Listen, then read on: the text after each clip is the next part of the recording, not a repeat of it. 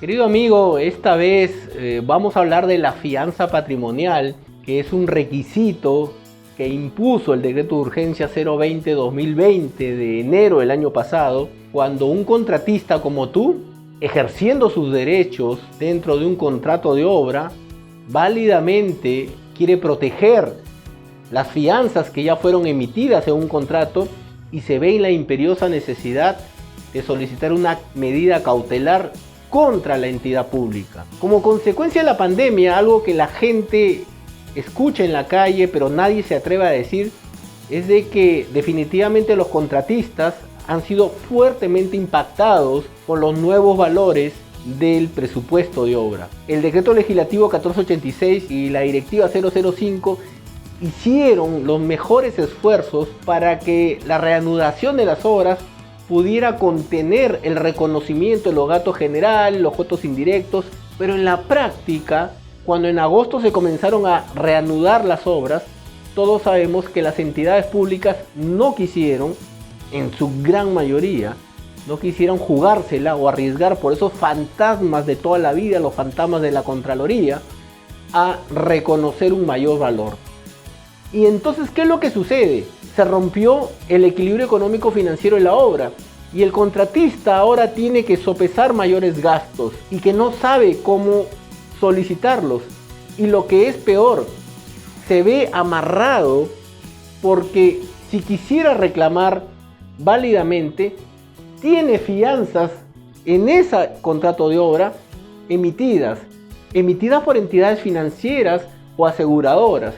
Y lo que tiene sentido probablemente es iniciar una controversia arbitral, pero lamentablemente si la inicia, la entidad pública va a estar en contra y va a pretender ejecutar esas fianzas.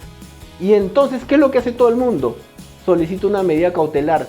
Pero hoy en día les han impuesto una obligación de presentar una fianza bancaria o patrimonial por un monto equivalente no menor al monto de la de fiel cumplimiento.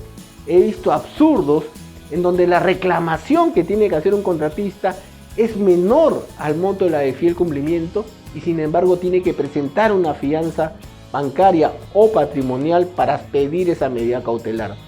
Pero esta vez el tutorial que te quiero dar, que te quiero compartir, es que no tengas ese temor, porque la norma, el decreto de urgencia 020-2020 nos habla de la posibilidad de presentar una fianza patrimonial.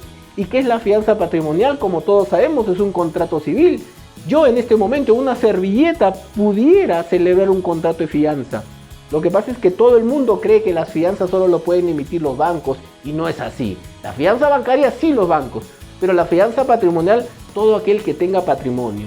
Y quiero decirte, amigo contratista, que existen instituciones del sistema financiero peruano de menor nivel que están dispuestas a emitirte esa fianza patrimonial porque han entendido claramente cuál es el riesgo.